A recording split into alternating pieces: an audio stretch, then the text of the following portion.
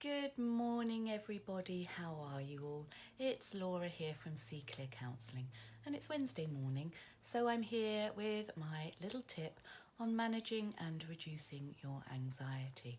And today I'm going to be talking about sleep and your quality of sleep and how the lack of sleep can lead to anxiety, but also how anxiety can lead to a lack of sleep.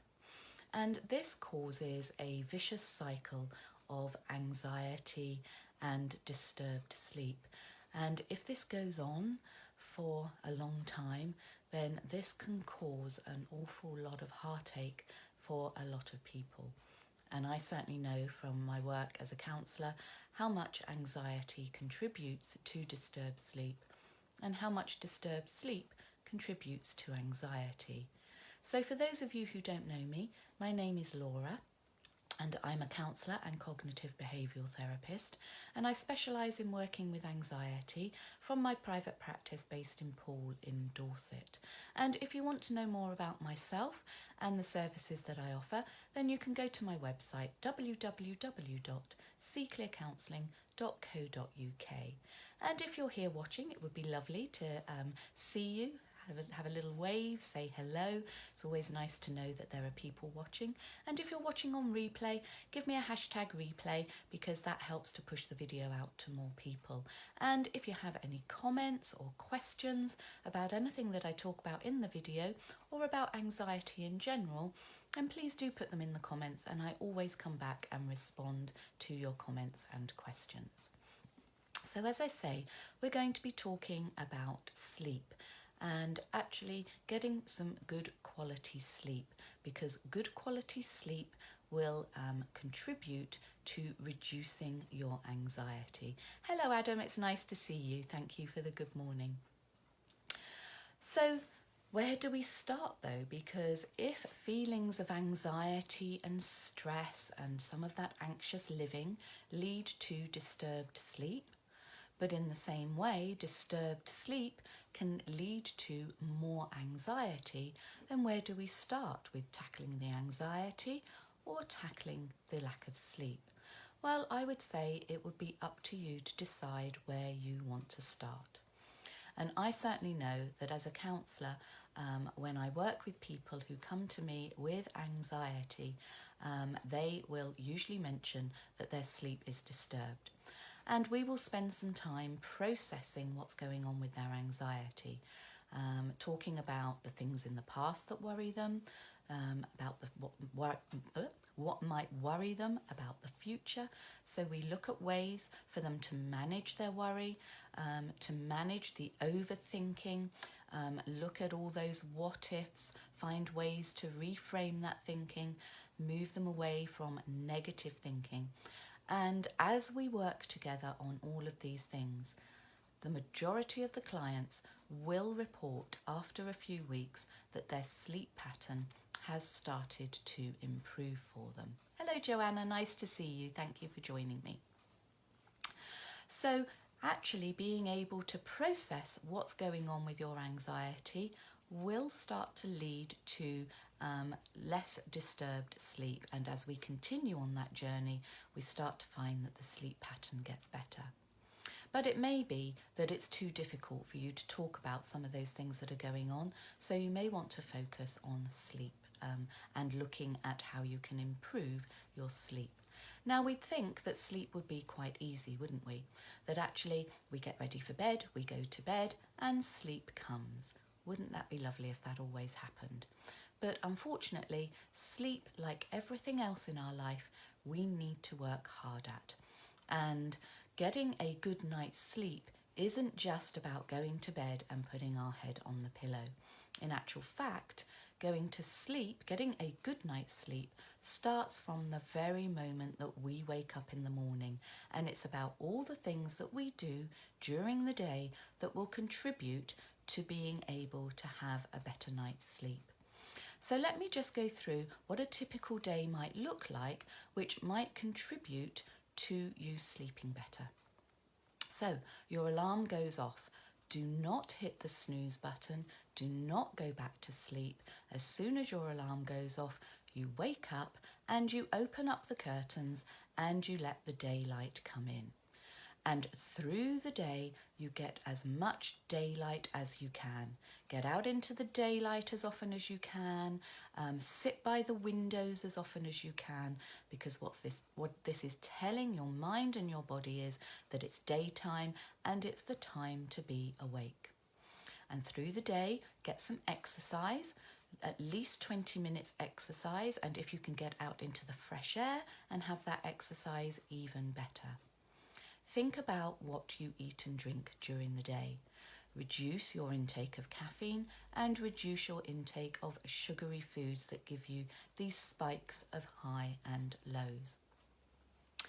And if you can, make your last cup of coffee about 3 or 4 o'clock in the afternoon so that your system is completely free of caffeine before you go to bed. As the day goes on, make sure, as I say, that you're getting as much daylight to tell your body that it is daytime and you're being active during the day. But as we move into the evening, firstly, when you're getting home, perhaps being able to talk about the problems of the day, relieve your stress, talk about what's been going on. Do that early in the evening so that you've unloaded a lot of your daytime troubles early in the evening. Then start to move into this relaxation. It's letting your mind and body know that nighttime is coming and it's time for you to start to think about sleep. So dim the lights. Don't leave your bright ceiling light on. Dim the lights, have lamps on, and start to kind of move towards this darkness, because then your mind knows that nighttime is coming and that's the time to relax. Spend some time relaxing. If you watch the telly, turn off the telly at least an hour before you go to bed. We would say 2 hours, but turn off the telly, turn off the computer, don't look at your phone for about 2 hours before you go to bed. And as I say, be in this nice relaxing mood that you can find. When you go to bed, have your nice little ritual of bedtime routine so that your mind knows that you're getting ready for sleep and bed. And if you can, have a relaxing bath or do something nice and relaxing before you get into bed. When you get to bed, read a book. And in your bedroom should be a sanctuary of sleep. No TVs, no computers, no phones in the bedroom. Your bedroom is a place for sleep, and you need to know that you've entered into that environment ready for sleep. Make the room as dark as possible. If you've got a blind and curtains, excellent, or get blackout curtains. Open the window. A hot room will not be conducive to a good night's sleep, so open the window and let some fresh air in as well. And then get into bed. Do a little bit of reading or a little bit of relaxation, perhaps some deep breathing or some muscle relaxation. And you have enabled your mind and body to work from being active with lots of daylight during the day, moving into this space where you're relaxing, you're slowing down, you're putting the low light on, you're letting know that nighttime is coming, and then you're in this lovely sanctuary of an environment that is in darkness and ready for you to sleep. Don't worry if it takes you about 30 minutes to get to sleep. A lot of people want to get to sleep straight away. It takes us usually about 30 minutes. If it's quicker, great, but don't worry if you're still awake about 20 minutes time. It will take you about 30 minutes. And quite often we'll wake up during the night, once for that vital toilet stop for a lot of us, and sometimes we might make up a couple of times in the night. But that's okay, as long as you're not awake for more than about 20 minutes, and your body will be thinking that that's quite normal. So don't worry about those things. And if you can reduce how much you worry about whether you're going to sleep that night, that will really help too. So there we are. I've written a little blog about those sleep hygiene things, so I will pop that in the comments below, and that might help you remember some of that stuff we've spoken about there. So it's about offloading all of those things that are causing you your anxiety, maybe talking to a friend, maybe talking to a counsellor, and of an evening making sure that you process and offload those things that have bothered you during the day so that they're not sitting in your unconscious when you go to sleep.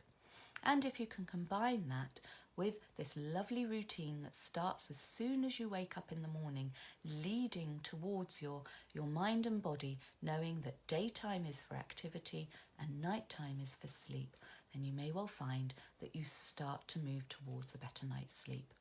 Of course, it's not going to happen overnight.